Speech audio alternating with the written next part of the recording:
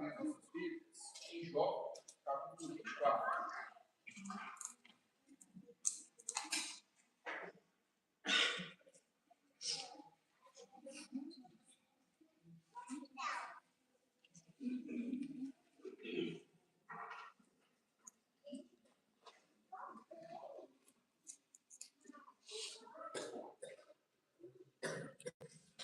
Jó, capítulo 24. Vamos ler agora, irmãos, apenas o versículo 1. Aliás, eu vou ler e os irmãos ouçam atentamente a palavra do Senhor. Jó, capítulo 24, verso 1. Por que o Todo-Poderoso não designa tempos de julgamento? E por que os que o conhecem não veem tais dias? Feche os olhos, olha o Senhor, peça ao Senhor a palavra conduzir todas as coisas para a glória do nome dele.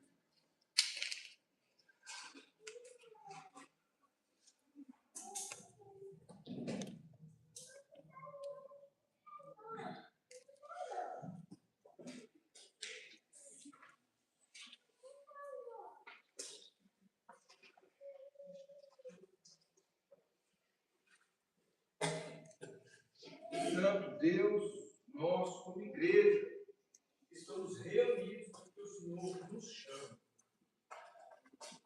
E ao Senhor nos chamar, o Senhor nos move com alegria, amorosamente, a nos reunirmos para louvar, engrandecer e bendizer o teu santo nome.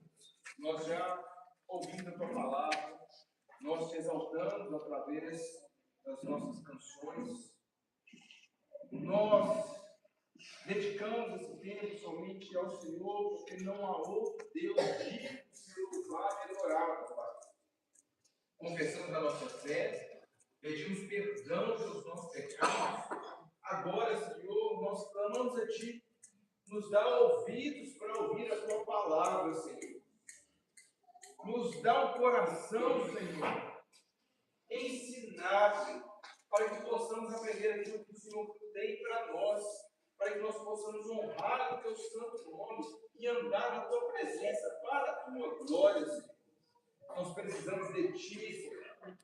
Os dias são maus, mas o Senhor é bom, o Senhor nos guarda, o Senhor nos orienta, o Senhor é aquele que nos direciona em todas as coisas. Ó Deus, fala conosco, que naquilo que nós fomos confrontados, que possamos reconhecer o nosso pecado e abandoná-lo para a glória do Senhor. Naquilo, Senhor, que estamos desanimados, que possamos ser exortados, encorajados pelo Senhor a caminhar na tua presença e perseverar diante do Senhor, pelo Senhor, para o Senhor, para glorificar o Senhor em todas as coisas. Ó Senhor, nos instrui, porque nós precisamos ouvir a tua voz. E não tem como, Senhor, um crente viver sobre essa terra satisfeito sem ouvir a sua voz. Fala conosco, Pai, nos orienta, nos direciona, Senhor, em todas as coisas.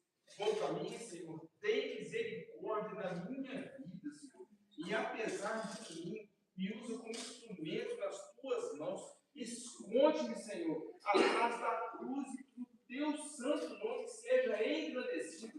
Que nenhum homem ou mulher aqui tente macular a tua glória, Senhor, mas que toda a glória seja tua e que sejamos cheios do teu Espírito Santo, Senhor, para que possamos viver uma vida somente para exaltar o teu santo nome. É a nossa oração, em nome do Pai, do Filho e do Espírito Santo.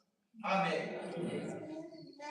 Irmãos, logo que o Senhor me chamou, eu comecei a pregar o Evangelho, escrevendo. Sempre gostei de escrever. Não que eu seja bom, mas eu escrevia. Gostava de escrever. E eu comecei a pregar o Evangelho escrevendo, explicando algumas parábolas, explicando alguns textos bíblicos, de forma simples, muito direta, sobre a salvação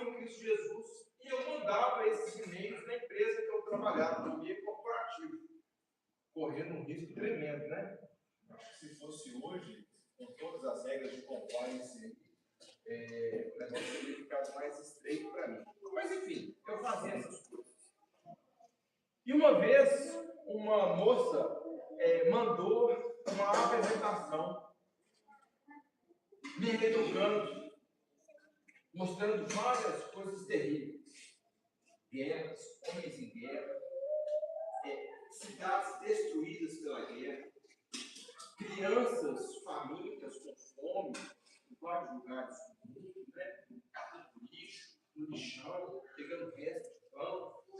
E a pergunta dela, o questionamento ao final daquilo ali é: se há um Deus, onde ele está diante de todas essas coisas?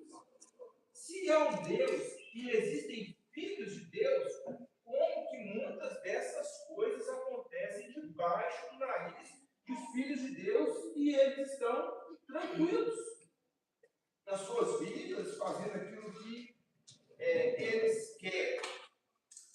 Essa questão básica, irmãos, ela não muda desde os tempos de Jó.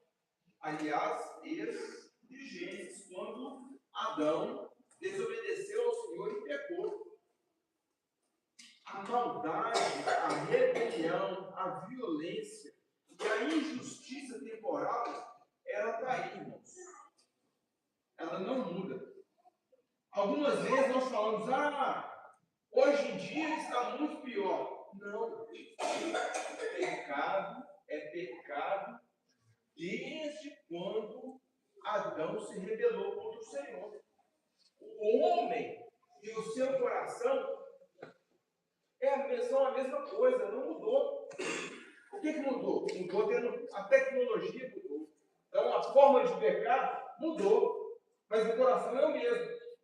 E nós vemos que às vezes Deus coloca a mão em um lugar, coloca a mão em outro lugar e ele retém mais o pecado. Não quer dizer que todos os lugares sobre a face da terra a manifestação do pecado é a mesma. Absolutamente não é. Mas essa é a questão que é colocada aí. Onde está Deus? Diante de tanta injustiça e diante de tanta violência. E o contexto aí é que, do capítulo 24, e é afirmado várias vezes, é que onde está Deus? No mesmo lugar. Deus, ele é soberano sobre tudo e sobre todos. Deus é o grande regente do universo. Jó reafirma isso. Ele já afirmou várias vezes, está reafirmando. E agora, há um desdobramento quanto a essa soberania de Deus a respeito da agenda de Deus, a respeito do calendário. Deus tem uma agenda, Deus tem um calendário, tem, o que o capítulo diz. Quais as datas?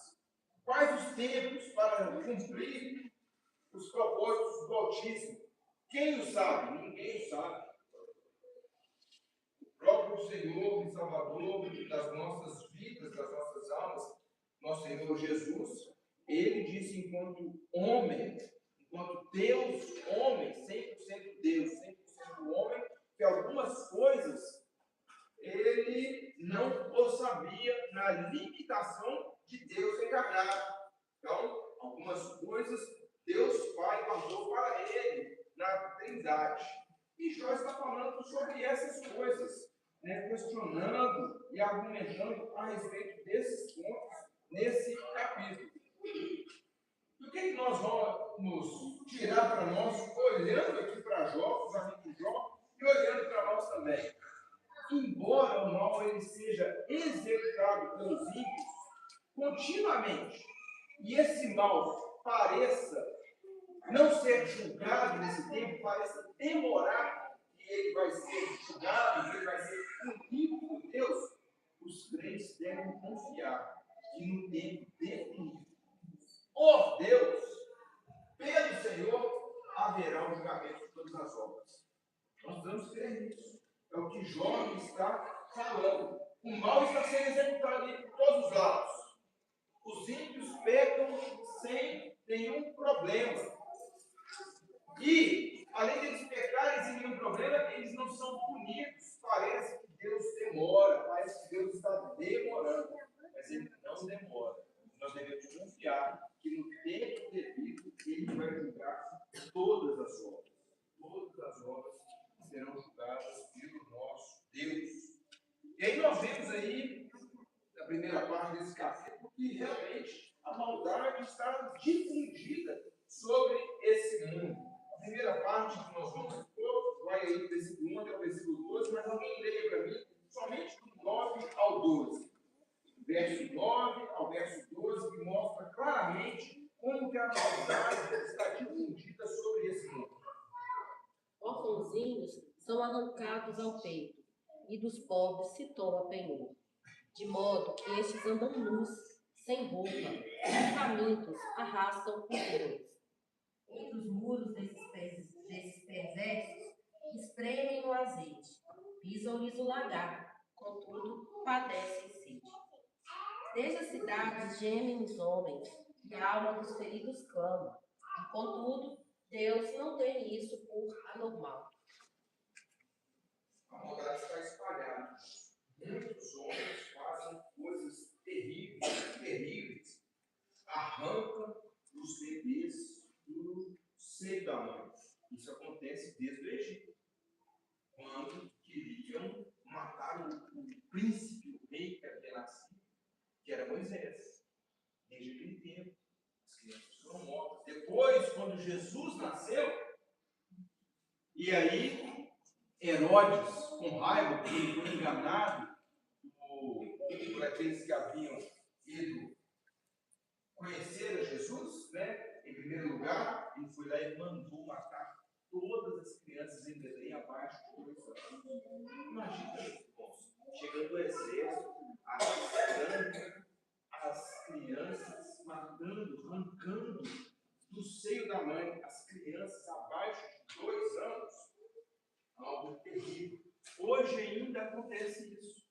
Em muitos lugares, crianças, elas são sequestradas, tomadas das suas famílias, com pessoas que entram à casa e arrancam os filhos, seja para se tornar um soldado, seja para vender, para fazer dinheiro. Isso continua acontecendo aí em todo lugar.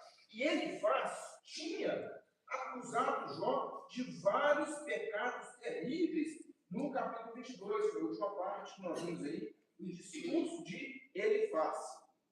E isso vai se repetindo, né? Se repetiu em todo o livro de Jó. E o que eles estão falando com Jó é: Jó, você está sendo julgado por causa da sua maldade. Porque você foi mal com o órfão, foi mal com a viúva, foi mal com o pobre. E Jó aqui, nessa parte, está falando assim, a maldade, a violência com o órfão, a violência com a viúva, assim, violência com os pobres. Mas não sou eu. Ele já havia dito isso em outros lugares, mas não sou eu que tenho causado esse mal e criado todo esse problema e feito essa violência. E aí, Jó, o que ele está fazendo aqui, irmãos? Ele desafia os amigos diante de tudo aquilo que eles estão falando. O versículo 1 deixa isso muito claro, parafraseando aqui. Se Deus sempre julga os perversos, por que ele ainda não marcou a data do julgamento de todos os homens maus? É isso que ele está falando. Os amigos estão falando assim, o mal é julgado terrivelmente. O mal, ele é tratado. E você está sendo tratado, Jó. Aí Jó fala assim, tá bom. Mas tem gente violenta por todos os lados. E por que só eu estou sendo julgado? Por que o Deus de toda a glória não agendou ainda o julgamento de todos os ímpios? E aí ele diz, por que os que conhecem e confiam em Deus, na segunda parte do versículo, não veem, não enxergam, não conseguem ver logo a justiça de Deus? Por que isso? Olha, vocês conhecem a Deus tão bem que Deus está julgando os meus pecados, está me castigando. Vocês por acaso estão vendo todos os ímpios serem julgados? É o que Jó coloca diante deles. Jó lança um desafio sobre eles. E aí, Jó também faz o seguinte, irmãos, aí ele tira os olhos dele e põe os olhos no sofrimento real do mundo. E vamos falar a verdade, irmãos. O quanto é difícil quando nós estamos passando por lutas, dificuldades e sofrimento, a gente tira os olhos da nossa dor para ver a dor dos outros. É isso que Jó faz. Ele tira os olhos de si, ele tira os olhos do seu sofrimento, ele tira os olhos da sua própria dor e olha para a maldade que assola o mundo. E nesse sentido, Jó percebe e afirma: sim, realmente há dor, sim, realmente há sofrimento, e além disso, há violência e injustiça nesse mundo. Sim, existe violência e muita injustiça. Embora ele não seja causador de nenhuma, ele está falando: no mundo existe, sim, existe. E Jó diz que Deus demora em agir, porque Deus não vê como anormal o sofrimento do povo. Deus não vê como algo extraordinário e que não deveria existir. É o que Deus diz. Olha comigo o versículo 12, que nós já lemos, né? Desde as cidades gemem os homens. Então os homens estão clamando, estão chorando, estão gemendo por todo lado. E a alma dos feridos clama. Então aquele clamor, aquele grito, não é qualquer chorinho, é um clamor, é um grito. Contudo, Deus não tem isso por anormal. Uma outra versão diz assim: sobem das cidades gemidos dos que estão para morrer. E as almas dos feridos clamam por seu povo. Deus, porém, não vê mal nisso. Por quê? Por que Deus não vê mal nisso? Porque Deus não vê como anormal esse sofrimento temporal e essa injustiça, essa violência temporal. Talvez porque seja segundo o que Deus decretou. E ele não tenha, o Deus de toda a glória, ele não tenha dificuldade de reter a mão agora para cumprir a sua justiça no futuro. Então eu creio que seja esse o motivo dele não ver isso como algo extraordinário, como algo anormal, como algo que não deve ser evitado. Porque se Deus entendesse que o mal temporal deveria ser evitado, irmãos, o Deus de toda a glória teria intervido, teria acabado com a justiça, teria acabado com a violência. Então, Deus, no propósito eterno dele, Deus de toda a glória, ele entende isso como algo necessário para esse tempo, ainda que ele não concorde, ele não seja autor do mal, ele não seja autor do pecado e não tenha parte com o pecado ou com a violência. O Deus de toda a glória, santo, santo, santo, vê o seu sofrimento, o meu sofrimento, nesse tempo, e às vezes até a injustiça que nós sofremos, como algo necessário. E nós, muitas vezes, não conseguimos entender o porquê. Mas, apesar de qualquer coisa, meus irmãos, deve ficar claro para nós que o Senhor sempre se compadece do seu povo, ainda que ele não venha com intervenção imediata. Deus, ele se compadece. E nós vemos isso tanto no Antigo Testamento como no Novo Testamento. Vamos ler dois textos. Me ajuda aí, só com Êxodo, capítulo 2, versos 23 ao 25. E outro irmão ou irmã, abra Mateus 9, 36. Primeiro Êxodo, capítulo 2, verso 23 ao 25. Corridos muitos dias, morreu o rei do Egito. Os filhos de Israel gemiam sob a servidão, por causa dela clamaram. O seu clamor subiu a Deus. Ouvindo Deus o seu gemido, lembrou-se da sua aliança com Abraão, com Isaac e com Jacó. E viu Deus os filhos de Israel e atentou para a sua ofensa. Ouviu e atentou. Deus é um Deus que se compadece. Mateus 9,36 diz a mesma coisa, palavras do nosso, ligadas ao nosso Senhor. Alguém lê, por favor. Vendo ele as multidões, compadeceu-se delas, porque estavam aflitas e exaustas como ovelhas que não têm pastor.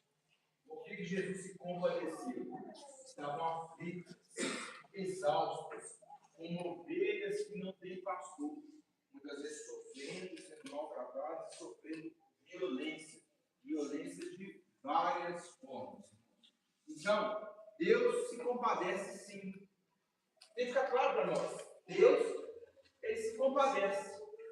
Mas, entre Deus se compadecer e nós estabelecermos a agenda, o calendário do Senhor, quem somos nós? Quem somos nós para definir o tempo, a data, o que deve ser feito, o que não deve ser feito, como e quando? Nós não podemos, de maneira nenhuma, definir a agenda de Deus para estabelecer a justiça nesse tempo temporal e muito menos o juízo final. Muito embora alguns já tentaram. Não é verdade? Os mormons, testemunhas de Jeová, os adventistas, várias dessas seitas já tentaram essas coisas. Mas falhou. Nós não definimos absolutamente nada. Irmãos, nós não conseguimos definir a agenda nem dos juízes terrenos. Não é verdade? Quando você tem uma causa, você tem certeza que você está certo. Você tem certeza que você sofreu injustiça. Você não consegue definir a data de julgamento. E muitas vezes, quando a data de julgamento ela é marcada, às vezes a sentença é contrária a você, que tinha certeza que ia ganhar a causa. Nós não conseguimos fazer isso, irmãos. Nem nesse mundo, com os juízes desse tempo. Quanto mais com Deus de toda a glória. O tempo é do Senhor. E Jó falou isso aqui. A injustiça, a violência, mas quando virá o juízo de Deus? Quem pode definir? Quando nós veremos essas coisas? Nós não veremos enquanto ele assim não fizer. E aí, irmãos, a falta de juízo nesse tempo faz com que os ímpios pequem ainda mais. A falta da justiça nesse tempo faz com que os violentos sejam ainda mais violentos. E isso provém de Deus, mas também é reflexo, por exemplo, quando um magistrado civil que corta a espada para colocar ordem nas coisas, não faz devidamente. Mas diante da falta da justiça, a rebelião dos perversos cada vez aumenta mais diante dessa aparente injustiça. Alguém lembra aqui do 13 ao 17, por favor? Os perversos são os que estão no livro da luz, não conhecem os seus caminhos, nem permanecem nas suas veredas. De madrugada se levanta o homicida, mata o pobre e ao necessitado, e de noite se torna ladrão. Quase no crepúsculo dos olhos como valuta, ele diz consigo: ninguém reconhecerá, e cobre o rosto. Nas trevas minam as casas, dias se conservam encerrados, e nada querem com a luz. Pois da manhã, para todos eles, é como sombra de morte, mas os terrores da noite lhes são familiares. Os ímpios e perversos, irmãos, eles querem pecar. E o que eles trabalham para fazer é pecar. Eles não pecam ou são violentos o máximo possível, porque Deus, segundo a sua vontade, maldade, ele retém a maldade, mas o ímpio vive para o pecado.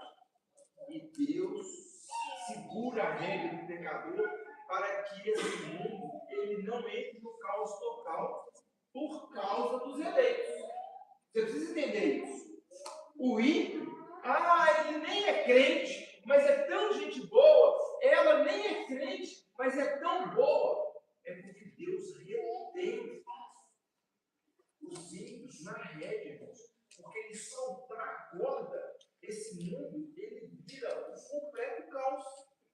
Nós precisamos ter esse discernimento. Por quê? Nós, muitas vezes, vemos pessoas fazendo coisas terríveis. Mãe esquartejando o filho, colocando dentro da mala e jogando no chão. Isso mostra o quê? O quanto que uma pessoa pode ser mais terrível quando Deus tira a honra, quando essa pessoa se afasta do Senhor. E muitas pessoas, Deus entregou a esses pecados, então elas vivem como se não houvesse Deus. Não há Deus. Eles acham que não há Deus, não há justiça. Então eu posso fazer o que eu bem entender, porque não há justiça, não há ninguém para reter a maldade, não há um julgamento final, então eu vou fazer o que eu acho certo, o que eu acho adequado, aquilo que vai me fazer bem. O texto fala, seja roubar, seja adulterar. Qual que é o problema? O problema é alguém ver. Se ninguém vê, não há problema. Irmãos, quantas coisas nós pensamos assim? Quantas coisas nós agimos assim? Guarda no meu esquecer os olhos da boca. Ele diz consigo: vou colocar no capuz. Ninguém vai me enxergar. Mas enxerga. E muitas vezes nós agimos assim, irmãos, porque não tem ninguém nos vendo. Mas o Senhor vê todas as coisas. Mas quando não há percepção de Deus e não há percepção que nós estamos diante de Deus, irmãos, nós vamos para caminhos totalmente divergentes daqueles que o Senhor quer. Nós vivemos corandel. A nossa vida é corandel. Não quer dizer o princípio reformado, o princípio que nós entendemos das Escrituras, não quer dizer que nós devemos viver corandel. Não. Nós já vivemos diante de Deus. Tudo que nós fazemos é diante de Deus. Mas aí, nós perdemos essa percepção. Por isso que a gente não busca a santificação e fazer a vontade de Deus por tanto assim. E isso não é, irmãos, algo difícil de acontecer com crentes, com o povo de Deus, porque a mente vai ficando cauterizada. Alguém abra para mim Juízes, capítulo 21, verso 25.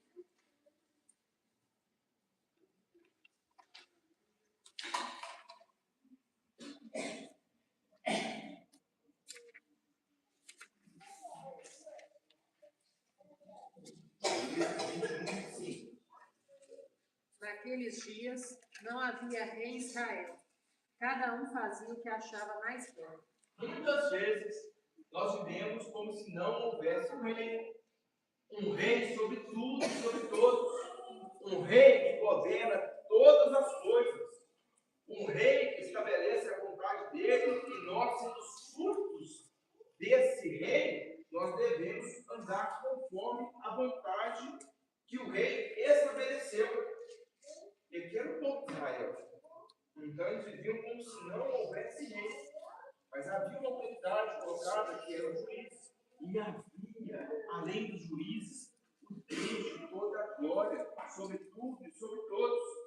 E aí, diante da não existência de Deus, ou que nós não estamos diante de Deus, os perversos sobram nos seus pecados. E às vezes, irmãos, nós como crentes, também persistimos em pecado, porque Deus às vezes é longânimo em nos disciplinar em nossos pecados, em nós agirmos como os ímpios. Salmo 14, verso 1. Alguém abra, por favor.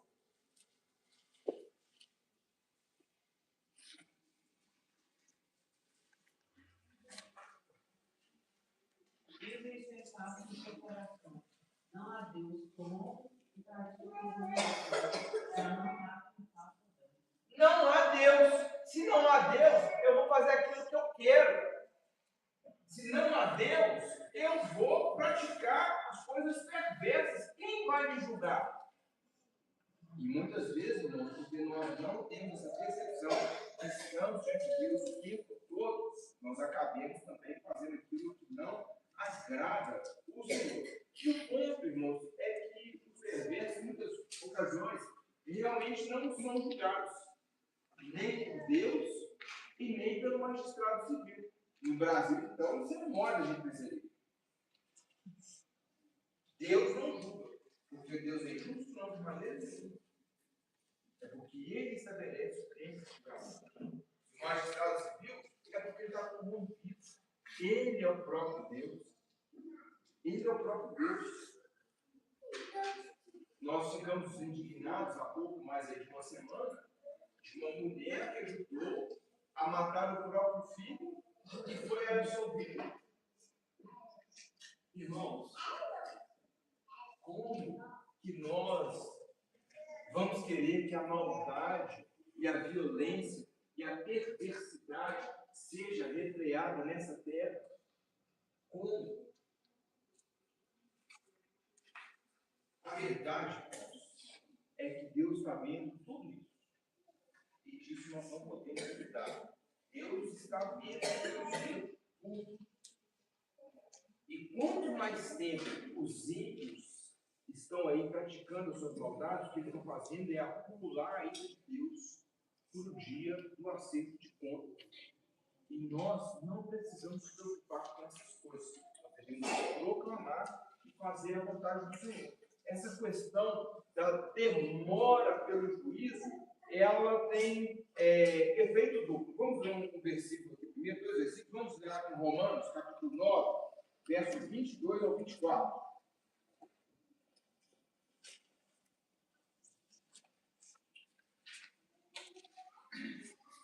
Romanos 9, 22 ao 24.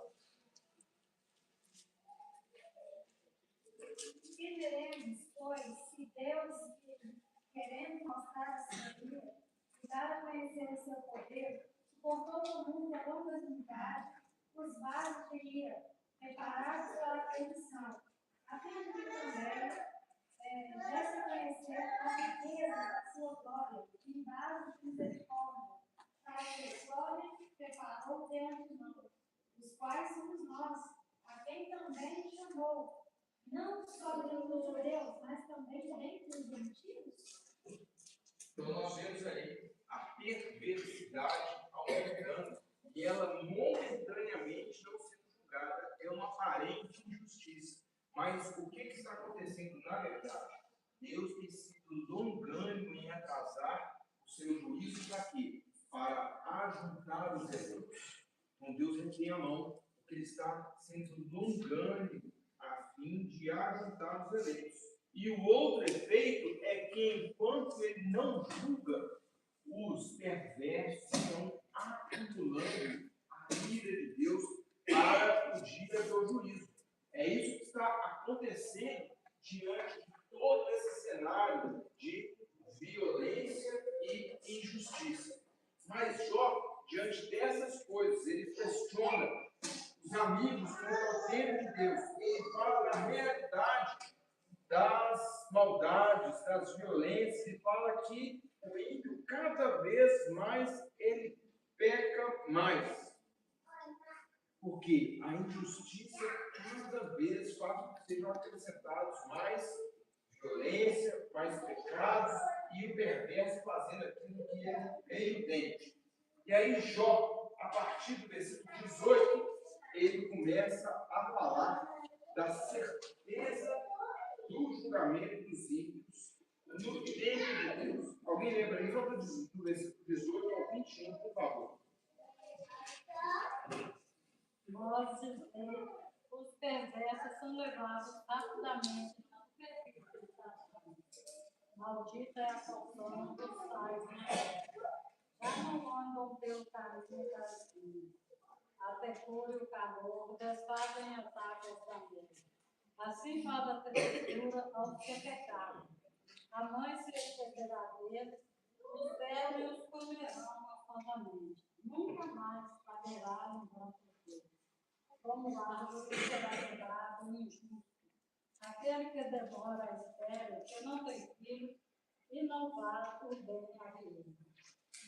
Irmãos, diante de tudo que está sendo dito, Jó afirma que haverá o juízo. Mas a justiça de Deus não é imediata. E aí, no versículo 18, ele, para provar isso para os amigos dele, ele começa a dizer aquilo que os amigos dele haviam dito. É interessante aqui, irmãos, nós temos um problema aqui pessoal da tradução. É lógico que a gente entende pelo texto direto, mas eu preciso explicar para vocês. O texto original não tem esse vós dizeis. Esse vós dizeis não existe aí no texto original. Não existe esse termo. Por que esse termo foi colocado aqui, irmãos? Ele é um acréscimo interpretativo. Se você pegar em outra versão, você vai ver que não tem essa parte aí. O ponto aqui é que Jó, ele parece começar a falar da teologia retributiva. Só que quando ele começa a falar da teologia retributiva, ele entra em conflito com o que ele disse até o versículo 17. Até o versículo 17 ele está falando assim: o ímpio, o perverso, ele peca, e peca muito. Mas nem sempre ele sofre o juízo naquele momento. E aqui, a partir do versículo 18 até o versículo 21, parece, a impressão que nós temos é que ele está repetindo o que os amigos dele disseram, o que os amigos dele estavam falando. Então, Jó começa a dizer isso. Então, esse acréscimo é um acréscimo interpretativo dos tradutores da tradução aí, revista e atualizada. E aí Jó, então, ele começa a confrontar. O que Jó está dizendo a partir do versículo 18? Repetindo o que os amigos diziam, e não aquilo que Jó pensa. Aí no versículo 18, os perversos são como aqueles que são arrastados pelas águas. É como se fosse a nuvem não, a onda que bate de um lado para o outro, a enxurrada que carrega alguém na enxurrada. A pessoa não tira o seu próprio caminho e é conduzido por essas águas. Ele não pode fazer absolutamente nada. Outra coisa que Jó está falando, repetindo o que os amigos dele diziam: a terra dos ímpios é maldita e não produz frutos. É verdade isso, irmãos? Todos os ímpios são arrastados pelas águas? As terras de todos os ímpios não dão frutos? São malditas? Jó está confrontando os amigos dele.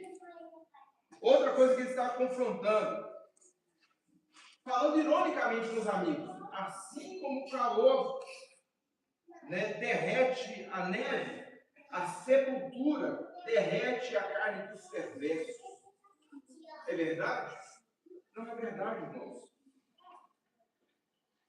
E eu ainda acho outra coisa. Eu vejo tanta gente má, inclusive alguns ditadores terríveis, que vivem aí 90, 100, 105 anos. Mas Deus só pode ser mesmo juiz do Senhor manter homens tão maus vivos tanto tempo. Então, ele está confrontando os amigos. Nem sempre os ímpios morrem e têm a sua carne ali derretida dentro da sepultura. Outra coisa, a mãe esquecerá seus filhos injustos. Coisa que não acontece mesmo, né, irmãos? Você vê aí homens que matam, roubam, fazem atrocidades, e a primeira a defender é quem? A mãe. A mãe é a primeira a ir lá na porta da cadeia, defender meu filho, tadinho. Os velhos comerão gostosamente. Os velhos comerão com gosto. Nem sempre. Estou repetindo a parte de cima. Nem sempre. Nem sempre. Esses serão esquecidos. E os velhos comerão. Antes disso acontecer, eles vão de cometer muitas maldades. Depois diz que o ímpio ele é quebrado. A injustiça, o injusto é quebrado. Deus quebra o injusto, que quer dizer, nem sempre, irmãos, nesse tempo. Nem sempre. Então Jó está confrontando. Eu estou sofrendo por causa dos meus pecados, mas é isso que acontece com todos os injustos, com todos os perversos? De maneira nenhuma. De maneira nenhuma. E no versículo 22 aí nós temos outro problema. Tem um não. Esse não está no original. Porque você tem que entender que do versículo 18 até o versículo 21 está entre aspas.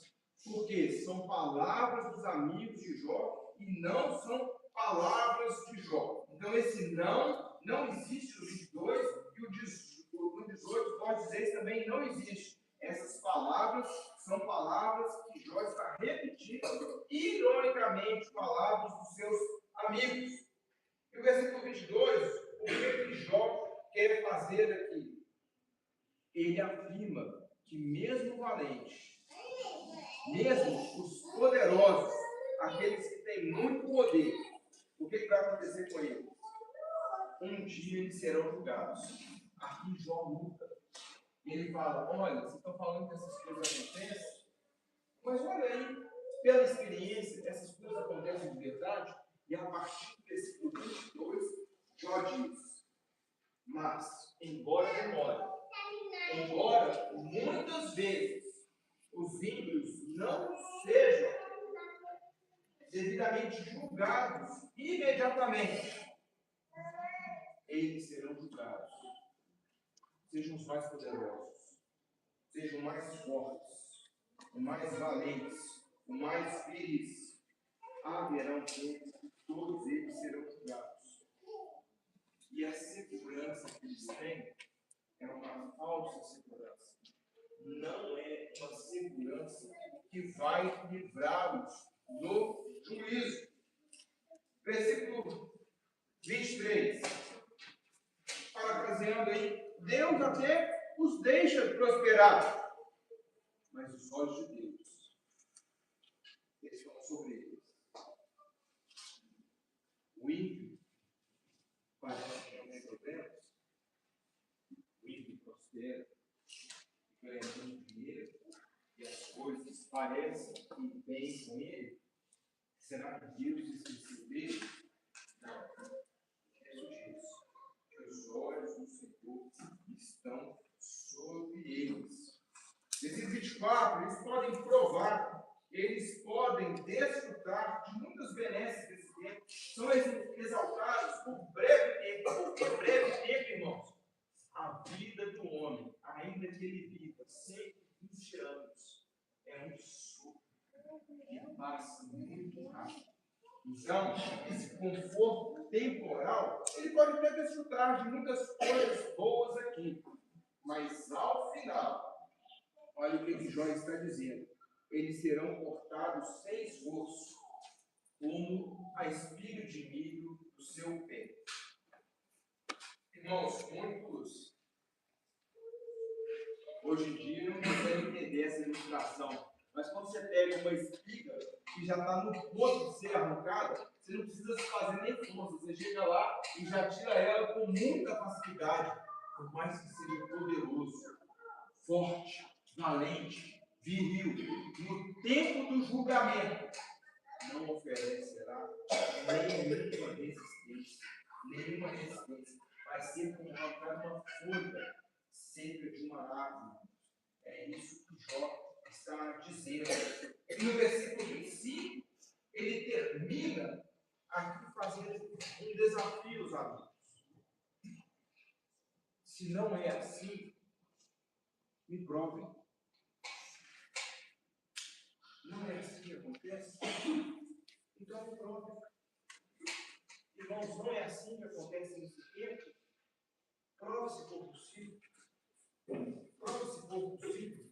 Qual de nós pode provar? Nenhum de nós. Porque nós vemos pela experiência. E vemos pela experiência que o juízo de Deus não acontece de imediato. Nós sabemos que Deus é soberano e que ao final todos os ímpios serão julgados. E ele diz isso novamente aos amigos: o juízo, a justiça será no tempo de Deus. Esse capítulo, irmãos, ele nos confronta pelo que muitas vezes nós ficamos inquietos diante da realidade do tempo que Deus define para cada uma das coisas.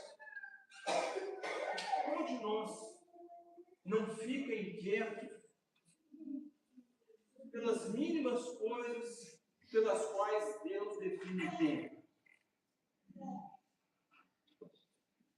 A enfermidade que demora a passar, uma causa na justiça, estamos falando de justiça, uma causa na justiça, um parente que demora a se voltar ao Senhor, a crer no Deus de toda a glória. Muitas coisas, irmãos, acontecem. Isso nos confronta, porque muitas vezes nós ficamos inquietos, porque nós não nos submetemos ao tempo que Deus tem definido pelo Senhor. Outra coisa terrível, irmãos, muitos querem que Deus siga a própria agenda. Nós temos a nossa agenda, nós temos o nosso calendário, e não interessa o que Deus quer. Eu sei o tempo que Deus tem que me atender para fazer as coisas para o meu bem. Não importa.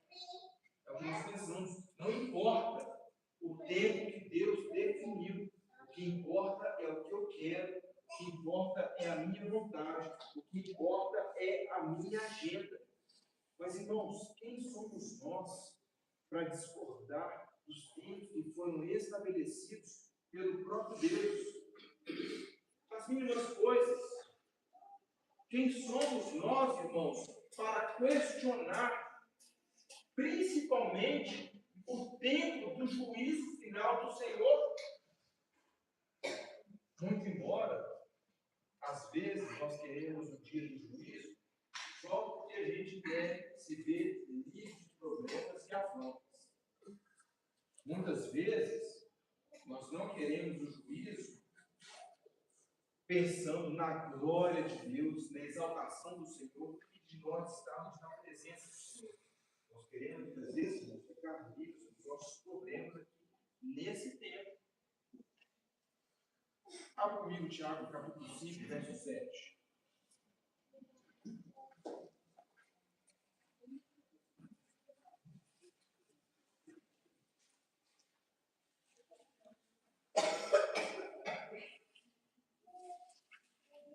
Quem comprou pode ler. Tiago, capítulo 5, verso 7. Sejam, pois, irmãos, pacientes, até a vinda do Senhor.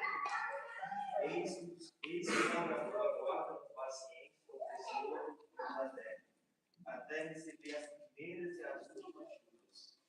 Irmãos, pensa em você plantar qualquer coisa.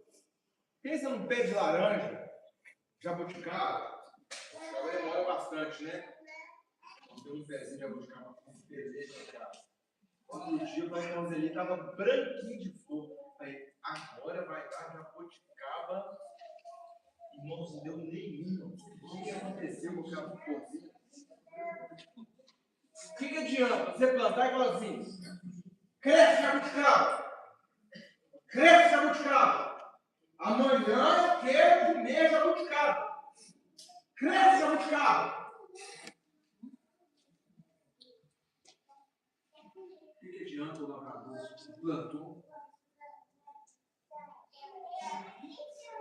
ficar impaciente e querer receber o fruto? Antes do tempo, ele não vai receber. Deus está falando? Sede, pois, irmãos, pacientes. Sede, pois, irmãos, daqueles que se submetem à vontade de Deus, até que Ele venha. Persevere debaixo da poderosa mão de Deus, seja qual seja a vontade de Deus, até que Ele venha. Esse é o recado para você. Esse é o recado para mim. Até que o Senhor venha, ou até que Ele te chame, se submeta debaixo da mão do Senhor. Diante de tudo isso, irmãos, concluindo, nós temos um chamado em Cristo, por causa de Cristo, e para a glória de Cristo. Nós devemos nos comportar, apesar de um tempo mau e violento, como filhos da luz. Há muita violência? Há muita perversidade? Mas, irmãos, como crentes, quem te autorizou, ou quem que me autorizou a viver fora da vontade do Senhor? Me explica, fala comigo. Porque os ímpios fazem assim? Não, a sua comparação está errada. Você, como crente, vai se balizar pelo que o mundo faz? Nós, como filhos da luz, devemos andar como aqueles que conhecem o bendito Salvador de nossas almas. Abra comigo o Evangelho de João, capítulo 3, versos 19 e 20.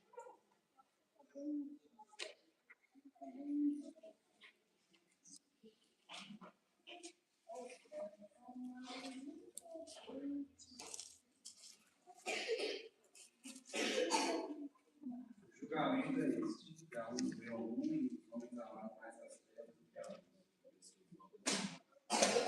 Ele pratica o mal, aborrece a luz e não se estica para a luz. Não se graça. O julgamento é esse. Jesus veio. Jesus veio.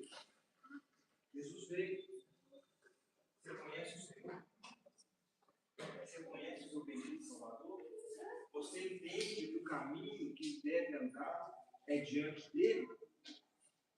Então, as trevas não são para você, não são para mim. Nós devemos andar na luz. Mas muitas vezes, o que nós queremos fazer? Andar como um adúltero, no crepúsculo, na escuridão, com um capuz sobre a cabeça. Não tem problema eu pecar. É só ninguém ficar salvo. Irmãos, essas horas, mais cedo ou mais tarde, elas serão julgadas. Às vezes, Deus parece demorar. Parece mesmo. E Jesus diz que às vezes o juízo de Deus, a ação de Deus, parece demorar. Parece. É só aparência. Mas Deus nunca demora. Abre comigo Lucas 18, verso 7, por favor. Não há absolutamente, irmãos, nenhuma demora no tempo que Deus estabeleceu. Lucas 18, verso 7. Não fará Deus justiça aos seus escolhidos, e a ele clamam dia e noite, embora pareça demorar em defendê-los. Claro que fará, irmãos. Não fará justiça aos seus escolhidos? Claro que fará. É lógico, é óbvio, é evidente que ele fará. Já nessa vez, irmãos, Deus faz justiça temporal. Agora, muitas vezes nós queremos justiça temporal. Não queremos? Muitas vezes nós queremos favores temporais. Sim ou não, irmãos? Sim. Mas estamos clamando de noite. Estamos clamando de noite. pelo favor do Senhor sobre as nossas vidas? Ele fará, irmãos. Mas muitos de nós estão frios na oração, na busca do Senhor. E esse texto, irmãos, não é para nos desmotivar, é ao contrário, é para nos motivar. Ele fará justiça. Ainda que ele não faça justiça nesse tempo, no momento que a gente quer, ele nos sustentará crentes até o dia que ele fará justiça. Há uma outra aplicação prática, irmãos, muito contundente nessa questão de clamar pelo juízo final. A gente querer o juízo final. No último dia, todas as nossas obras serão expostas.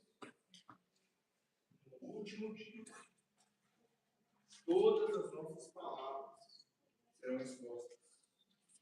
No último dia, todos os nossos pensamentos serão expostos. Nos últimos dias, todas as nossas negligências serão expostas. Sabe qual é o problema da igreja hoje? Nós não ficamos aterrorizados com essa realidade. Nós não ficamos aterrorizados que diante de Deus, em primeiro lugar, Deus em toda a glória, e diante de todo mundo, todos os que já passaram nessa terra, verão com detalhes os meus e os seus pecados. Antigamente, principalmente os cristãos, eles falavam que livros inteiros seriam impressos com os nossos pecados. Eles seriam lidos e enviados pelo Deus de toda a glória. Livrados. Isso pelo Deus de toda a glória. O nosso coração se mostra vivo quando isso deixa de ser uma preocupação para nós. Não por causa da multidão, mas por causa do próprio Deus. Imagina nós, diante do próprio Deus, pecado após pecado, sendo citado um após o outro. Se nós tivéssemos essa percepção, irmãos, nós buscaríamos muito mais do que uma vida santa nessa terra. O tempo passou e muitos hoje dizem que talvez seja um streaming para começar a passar na terra. Irmãos, eu não sei se é melhor ou se é pior. Mas eu sei que vai ser algo terrível. Terrível, terrível. Sinceramente, eu não sei como será. Mas se nos lembrássemos continuamente disso, antes de clamar pela vinda de Cristo e o juízo de Deus, nós clamaríamos pelo Senhor para que nós vivêssemos vidas mais santas nessa terra. Mas diante de tudo isso, meus irmãos, o que é mais importante? É saber como escapar da sentença final após ter sido livre todos os seus pecados. Desde os pequeninos até os mais vividos. Como escapar dos pecados um a um, e eles serão trazidos à tona. Como escapar, irmãos, depois de lidos os livros? O que nós vamos esperar? Culpado ou não, foi absolvido, é inocente. É isso que nós queremos saber, irmãos. E como que nós seremos tidos como inocentes? Como nós nos livraremos da condenação eterna? Através de Cristo Jesus, nosso Senhor. Então, nós precisamos crer verdadeiramente em Cristo Jesus para a salvação. Crer que Ele já pagou pelos nossos pecados, ainda que eles sejam terríveis, irmãos. Ainda que eles sejam uma vergonha para nós, irmãos. ainda que nós sejamos humilhados pela nossa consciência e pelo Espírito Santo, Senhor, por causa dos nossos pecados, não importa o quão grandes eles são, o nosso Senhor, Ele é muito maior. E nós precisamos crer que nós temos a vida. Por quê? Porque Ele morreu, Ele pagou com a morte, Ele derramou o sangue pelos nossos pecados. Isso muda tudo, irmãos, da perspectiva nossa de salvação, de vida com Deus. Tão grande sacrifício, irmãos, para que às vezes a gente viva uma vida tão leviana, sejamos tão permissivos com os nossos pecados, com os pecados dos nossos pequenos em casa, com os pecados dos nossos maridos, das nossas esposas.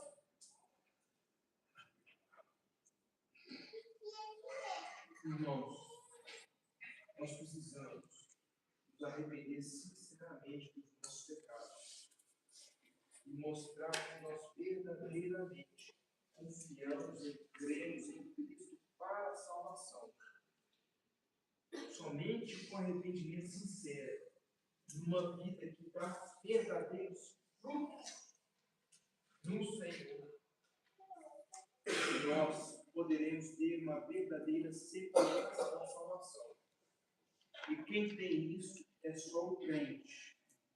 E nós, que nos dizemos crentes, nós só temos isso porque o nosso bendito Salvador morreu a nossa morte para que nós tenhamos a vida dele. Fique de pé no seu lugar, vamos embora.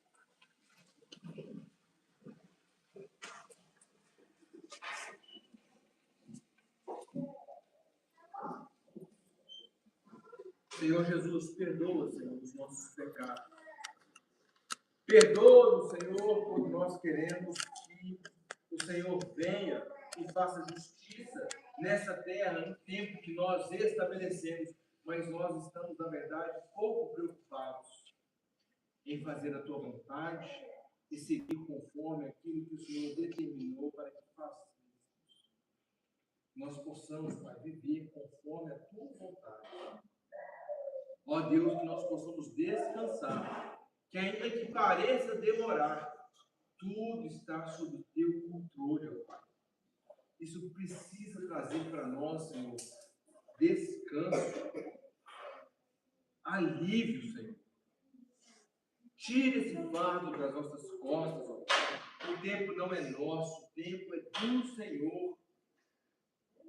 Nos perdoa, Senhor, quando nós queremos que o Senhor se adeque à nossa agenda. Tem misericórdia de nós, Pai. Que nós possamos pacientemente, que nós possamos nos submeter, que nós possamos perseverar diante da Tua vontade, até que o Senhor venha. E que possamos fazer isso, ó Pai, somente